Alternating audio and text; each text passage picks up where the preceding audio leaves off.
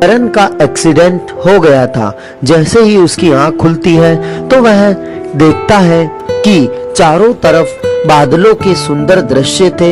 यह देखकर वह चौंक जाता है। तभी वहां यमराज प्रकट होते हैं। यह देखकर करण और डर जाता है और वह बोला, कौन है आप लोग? तब यमराज बोले, करण, यमलोक में तुम्हारा स्वागत है।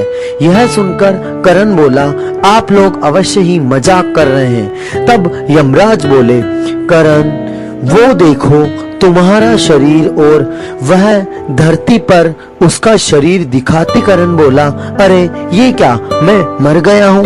तभी यमराज बोले, याद करो कुछ देर पहले तुम्हारा एक्सीडेंट हुआ था। करण बोला, मतलब मैं मर गया हूँ? तभी यमराज बोले, नहीं, फिलहाल तुम जिंदगी और मौत के बीच कहीं लटक रहे हो। तभी करण बोला, तो आप कौन है महाराज?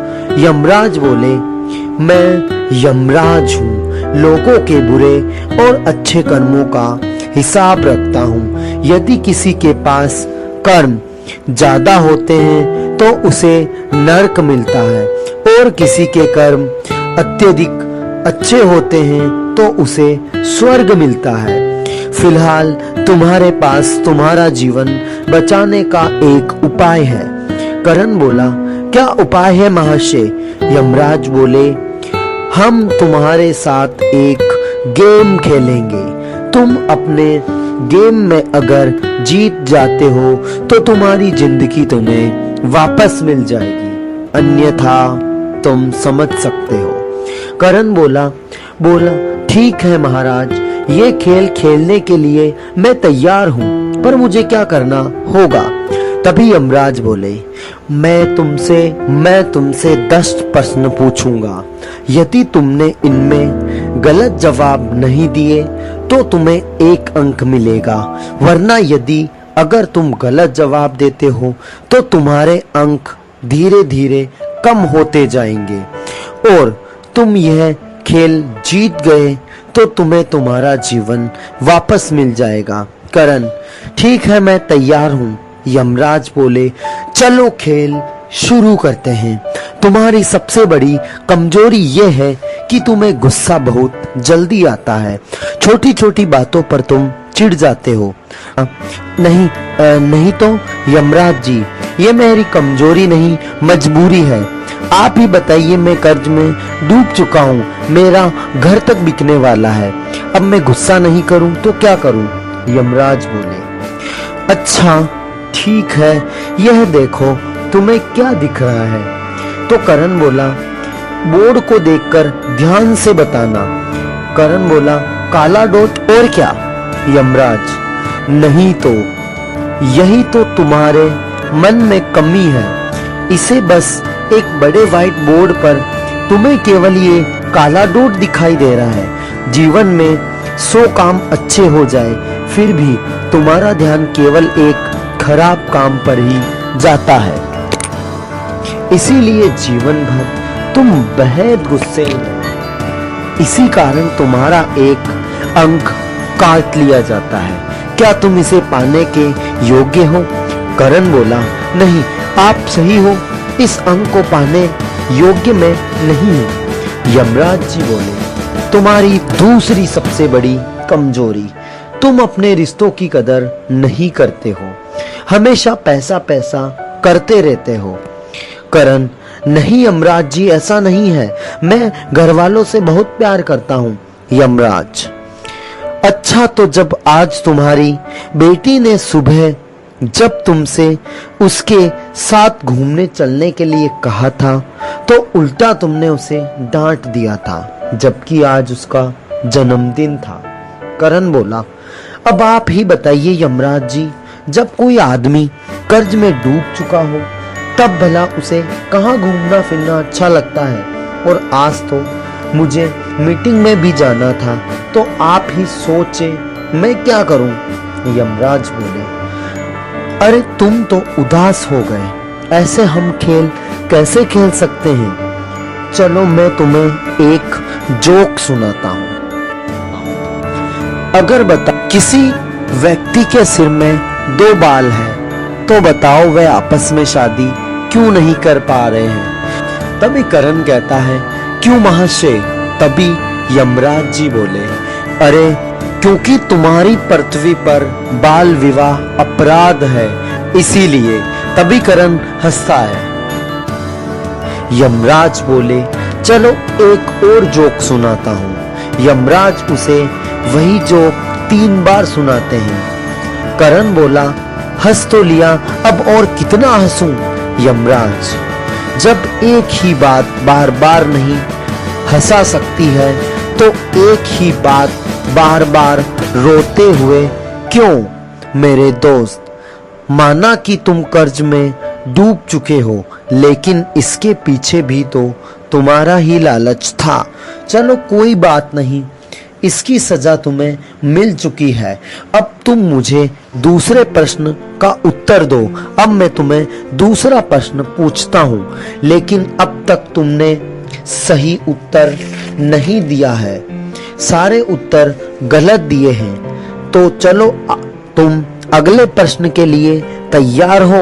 करण बोला, जी मैं तैयार हूँ। यमराज, तुम्हारी दूसरी सबसे बड़ी कमजोरी, तुम हर दिन मंदिर में जाते हो, भगवान को भोग चढ़ाते हो, तेल चढ़ाते हो, तुम्हें क्या लगता है भगवान इससे प्रसन्न होते हैं? करण, हाँ मैं रोज मंदिर जाता हूँ, भगवान जी की आराधना करता हूँ, भगवान जी अवश्य ही प्रसन्न होंगे। यमराज, अच्छा तो याद करो पिछले हफ्ते तुम जब मंदिर गए थे। करण को याद आता है, जब वह मंदिर गया था तो एक छोटा सा बच्चा उसके पास आके कहता है, सेठ जी मैंने 4 दिन से कुछ नहीं खाया है, कृपया मुझ पर दया कीजिए, मुझे भोजन करा दीजिए। करण उसे बोला, हट बे भिखारी, मेरा वक्त बर्बाद मत कर, तू जा यहाँ से, मुझे भगवान जी की आराधना करने दे। और उसे भगा दिया था। अगले दिन वह वहां गया तो वह देखता है कि वह बच्चा वहां मरा पड़ा था। करण उसे देखकर चला जाता है। यमराज जी बोले, याद आया कुछ? मंदिर में फूल चढ़ाने गए थे तो ये एहसास हुआ, पत्थर को खुश करने में फूलों का ही कत्ल कर आए। गए थे पाप मिटाने, वहां एक और पाप कर आए। भगवान हमेशा भोग लगाने से या आराधना करने से प्रसन्न नहीं होते हैं, बल्कि वह तो एक दूसरे की मदद करने से खुश रहते हैं। अब तुम ही बताओ, क्या तुम इस अंक को पाने के योग्य हो? करण बोला, नहीं, बिल्कुल नहीं महाशय, यमराज तुम्हारा एक अंक और कम हो गया। अगर अब तुम कोई गलती की तो तुम नहीं बच पाओगे और तुम हमेशा पृथ्वी लोक से आजाद हो जाओगे। अब तुम्हारा आखिरी सवाल, क्या तुम्हारी झूठ की वजह से कोई जिंदगी भर दुखी रहा है, उसकी सजा किसी और को मिली हो? करण, हाँ, मेरी एक झूठ जिसका कारण मैं सदैव दुखी हूँ, क्योंकि इसकी सजा मेरे पिताजी ने मेरी बहन को दी थी। वह जीवन भर उस बात से मेरे से बात नहीं करती है। यमराज, अगर तुम इसके पश्चाताप को करना चाहते हो तो यदि इसको अपने पिताजी और बहन के सामने जाकर माफी मांग लो, हो अवश्य ही तुम अपना जीवन बचा लोगे। करण, मैं तैयार की बहन व पिता को सब बता देता है। यमराज, अरे वाह करण, इस बार तो तुमने कमाल कर दिया। एक तो तुमने अपने पिताजी और दीदी को सच बता दिया, अपनी गलती का पश्चाताप भी कर लिया। इस तरह तुमने 2 अंक और प्राप्त कर लिए। करण खुश होता है और कहता है, मैं बच गया मतलब? यमराज जी, हाँ, तुम इस खेल में जीत गए हो। करण, अब मैं सदैव अच्छे काम करूंगा महाशय जी, कभी भी गलत काम नहीं करूंगा। यमराज ये सुनकर बोले, अच्छा करण, तुम चाहो तो अपने अच्छे कर्मों की शुरुआत यहीं से कर सकते हो। करण बोला, पर वो कैसे? यमराज, तुम अपने सभी प्राप्त किए अंक अपने आगे आने वाले मृत्यु के इस खेल को खेलने वाले को दे सकते हो। करण, नहीं नहीं, मैं नीचे जाकर सारे अच्छे काम शुरू कर दूंगा, यहाँ नहीं। यमराज, ठीक है, जैसी तुम्हारी इच्छा, लेकिन सोच लो। करण, नहीं माना। यमराज, चलो अब तुम धरती पर जा सकते हो, लेकिन अगले खिलाड़ी कोई और नहीं, तुम्हारी बीवी और बच्ची है। दरअसल जिस गाड़ी में तुम्हारा एक्सीडेंट हुआ था वह कोई और नहीं, तुम्हारी बीवी की ही थी। करण रो पड़ा, नहीं यमराज जी, मैं अपने सभी अंक उन्हें दान करता हूँ। लेकिन यमराज जी बोले, अब बहुत देर हो गई है, तुमने हमेशा की तरह आज भी खुद को ही चुना है, इसीलिए अब इस नर्क में जैसे जीवन ही को ही तुम जियोगे। और करण धरती लोक पर पहुंच जाता है। वहां वह देखता है कि अस्पताल में उसकी बीवी की अंतिम सांसें चल रही थी। यह देखकर करण रोने लगता है। करण डॉक्टर से जाकर कहता है, क्या हुआ इन्हें? तभी डॉक्टर बोले, किडनी खराब हो गई है और इसे बिल्कुल मैच होने वाली किडनी मिलना मुश्किल है। तब करण कहता है, आप मेरी किडनी ले लीजिए। परंतु डॉक्टर बोला, हम आपकी एक ही किडनी ले सकते हैं, दोनों नहीं। और डॉक्टर चला जाता है।